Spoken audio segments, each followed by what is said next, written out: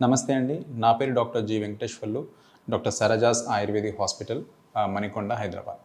ఈరోజు మనము మలద్వార సమస్యల్లో అతి క్లిష్టమైన సమస్య అయినటువంటి ఫిస్టులా గురించి తెలుసుకుందాము. ఫిస్టులా ఎందుకు వస్తుంది? దాంట్లో లక్షణాలు ఎలా ఉంటాయి? దాని ట్రీట్మెంట్ యాస్పెక్ట్ ఎలా ఉంటుంది? సర్జరీస్‌కి వెళ్ళినప్పుడు దాంట్లో ఉన్న కాంప్లికేషన్స్ ఏంటి అనేది మనం ఈరోజు తెలుసుకుందాము.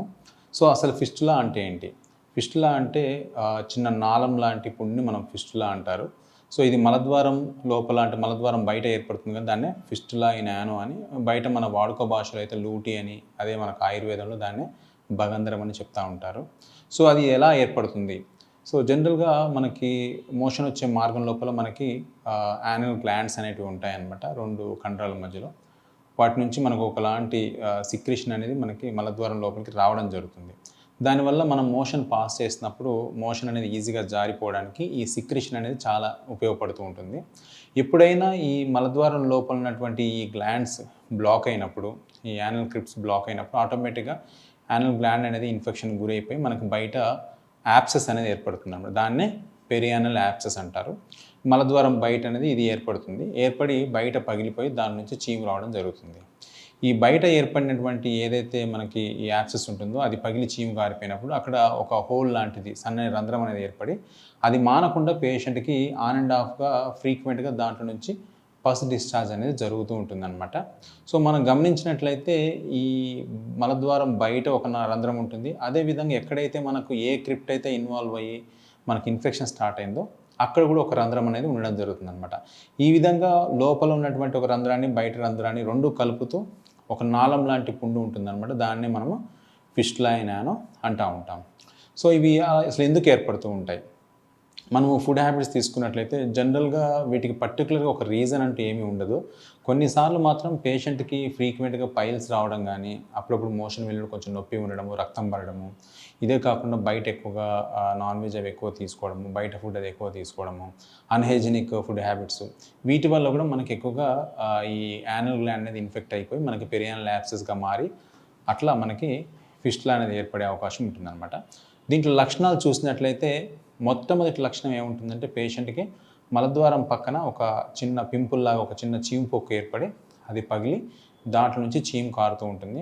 సో, అది ఆన్ అండ్ ఆఫ్‌గా అంటే మనకు బాగా వాచినప్పుడు పేషెంట్‌కి పెయిన్ ఉంటుందనమాట. అది పగిలిపోయి చీము గారిపోయినప్పుడు పేషెంట్‌కి పెయిన్ అనేది ఉండదు. ఒక్కొక్కసారి ఆ మలద్వారం బయట ఉన్న హోల్ నుంచి కూడా మనకి మోషన్ కూడా రావడం జరుగుతుందనమాట. అదే కాకుండా ఒక్కోసారి పేషెంట్ గ్యాస్ పాస్ చేసినప్పుడు కూడా ఆ బయట హోల్ నుంచి కూడా మనకి గ్యాస్ అనేది కూడా రావడం జరుగుతూ ఉంటుంది. ఇలా చీమ్ అనేది ఫ్రీక్వెంట్‌గా కారుతూ ఉండడం వల్ల మలద్వారం బయట అంతా కూడా మనకి ర్యాష్ లాంటిది ఏర్పడుతుంది. దురద అనేది కలుగుతూ ఉంటుంది. ఇదే కాకుండా అక్కడ చీమ్ పట్టినప్పుడు పేషెంట్‌కి బాగా నొప్పి ఏర్పడుతుందనమాట. సో, పెరియానల్ యాబ్సెస్ అంటే గడ్డగా ఉన్నప్పుడు మాత్రం పేషెంట్‌కి ఒక్కోసారి ఆ గడ్డలో బాగా చీము నిండినప్పుడు పేషెంట్‌కి జ్వరంతో కూడిన వాపు అనేది కూడా మనకు క్లియర్‌గా కనిపిస్తూ ఉంటుంది. ఈ విధంగా మనకి ఫిస్టులా యొక్క లక్షణాలు ఉంటూ ఉంటాయి. సో, ఫిస్టులాని ఎలా గుర్తిస్తారు? సో, డాక్టర్ దగ్గరికెళ్ళి మనము ఈ సింప్టమ్స్ చెప్పగానే క్లియర్ కట్‌గా డాక్టర్ గారు ఎగ్జామినేషన్ చేసి మనకి క్లియర్ కట్‌గా ఫిస్టులా ఉందని చెప్తా ఉంటారు. సో, అదే కాకుండా కొన్ని రకాల పరీక్షలుంటాయి. ఎండో యానల్ స్కాన్ అని, ట్రాన్స్ యానల్ స్కాన్ అని, మనకి ఎంఆర్ఐ ఫిస్టులోగ్రామ్ అని, ఇలా కొన్ని టెస్ట్‌ల ద్వారా మనకి క్లియర్ కట్‌గా ఫిస్టులా అనేది ఎంత కాంప్లికేటెడ్ ఉంది, అదేమన్నా సింపుల్ ఫిస్టులానా, కాంప్లెక్స్ ఫిస్టులానా అనేది మనం క్లియర్‌గా చెప్పవచ్చు. సో, వాటిలో ట్రీట్మెంట్ యాస్పెక్ట్ ఇది మనం ముఖ్యంగా తీసుకోవచ్చు. ట్రీట్మెంట్ యాస్పెక్ట్‌కి వచ్చినట్లయితే మనకి ఎలోపతి సర్జరీస్ వైపు వచ్చినప్పుడు ఏంటంటే దాంట్లో కొంచెం వరకు ఫెయిల్యూర్స్ ఉండే అవకాశం ఉంటుందన్నమాట. ఎందుకంటే ఈ ఫిస్టులా నాళం అనేది లోపల నుంచి బయటికి ఏర్పడుతున్నప్పుడు మలద్వారం పక్కన ఉన్నటువంటి కండరాలను అది క్రాస్ చేస్తూ బయటకు వస్తుందన్నమాట. సో, ఇలా కండరాలను బయటికి క్రాస్ చేస్తూ వస్తున్నప్పుడు ఏమవుతుందంటే దాని యొక్క కండరం యొక్క ఇన్వాల్వ్‌మెంట్ అనేది కంపల్సరీగా ఉంటుంది. సో, సర్జరీస్‌లో మనం ఓపెన్ సర్జరీస్ చేసినప్పుడు ఏదైతే మనకి మలద్వారం లోపల ఉన్నటువంటి ఫిస్టులా యొక్క రంధ్రాన్ని ప్రాపర్‌గా ట్రీట్ చేస్తేనే మళ్ళీ ఫిస్టులా రాదు. సో, సర్జరీ ప్రాపర్‌గా చేయాలి అంటే కంపల్సరీగా ఆ కండరాల్ని వదులు చేసి ఓపెన్ చేస్తే తప్ప మనం లోపలికి రీచ్ అవ్వలేము. కానీ అలా చేసినప్పుడు ఏమవుద్దంటే పేషెంట్‌కి మోషన్ ఎక్కువసేపు ఆపుకోలేకపోవడము, గ్యాస్ అనేది ఎక్కువసేపు పట్టుకోలేకపోవడము, పేషెంట్ మోషన్ వచ్చినా గానీ దాన్ని హోల్డ్ చేసుకునే కెపాసిటీ అనేది తగ్గిపోతుందనమాట. సో, దానివల్ల ఏమవుతుందంటే పేషెంట్‌కి ఎప్పుడు కూడా డైపర్ వేసుకొని ఉండడము, లేదు ఎప్పుడైనా బయటికి వెళ్ళినా గానీ మోషన్ వెళ్ళగానే వెంటనే పేషెంట్ ఇంటికి రావడం అనేది జరుగుతూ ఉంటుందనమాట. అందువల్లే మనకి సర్జరీస్ అనేటివి చాలా వరకి ఫెయిల్యూర్ అని చెప్పవచ్చు. అదేవిధంగా కొన్ని రకాల అదర్ ట్రీట్మెంట్స్ అంటే కొన్ని అడ్వాన్స్డ్ ట్రీట్మెంట్స్ కూడా ఉన్నాయి. లైక్ లేజర్ ట్రీట్మెంట్ అని, కొన్ని ఫ్లాప్ టెక్నిక్స్ అని, ఫైబ్రిన్ గ్లూ టెక్నిక్స్ అని, ఇలా చాలా రకాల ట్రీట్మెంట్స్ కూడా ఇప్పుడు అందుబాటులో ఉన్నాయి. కానీ వీటన్నిటిలో కూడా మనకి ఫెయిల్యూర్ శాతం ఎక్కువ. అంటే మనకి మళ్ళీ మళ్ళీ ఫిస్టులా వచ్చే అవకాశం అనేది చాలా ఎక్కువగా ఉంటుంది. సో మనం అదే ఆయుర్వేదాన్ని తీసుకున్నట్లయితే మనము దీంట్లో క్షారసూత్ర అనేటువంటి ఒక ఆయుర్వేద చికిత్సను మనం దీంట్లో చేయడం జరుగుతుందనమాట.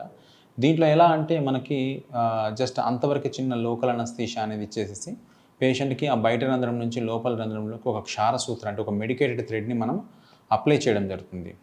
సో దీన్ని మనం ఒక వీక్లీ వన్స్ ఒక 6 వీక్స్ గాని మార్చుకున్నట్లయితే ఆ ఫిస్టులా ట్రాక్ ఏదైతే ఉందో ఈ క్షారసూత్రం యొక్క మెడిసిన్ ప్రభావం వలన ట్రాక్ అనేది గ్రాడ్యువల్‌గా కట్ అవుతూ వచ్చి లాస్ట్‌కి వచ్చేసరికి టోటల్‌గా ట్రాక్ అనేది కట్ అయిపోయి హ్యాపీగా హీల్ అవుతుందనమాట. దీనివల్ల ఏంటంటే పేషెంట్‌కి మోషన్ కంట్రోల్ చేసుకోలేకపోవడం గానీ, మోషన్ కంట్రోల్ వదులవ్వడం గానీ, హాస్పిటలైజేషన్ గానీ, బెడ్ రెస్ట్ గానీ, ఎక్కువ రోజులు పేషెంట్ ఆఫీస్‌కెళ్ళకుండా ఉండడం గానీ, ఇట్లాంటివి లేకుండా మనం హ్యాపీగా క్షారసూత్ర విధానం ద్వారా మనం ఫిస్టులాని నివారించుకోవచ్చండి. Thank you.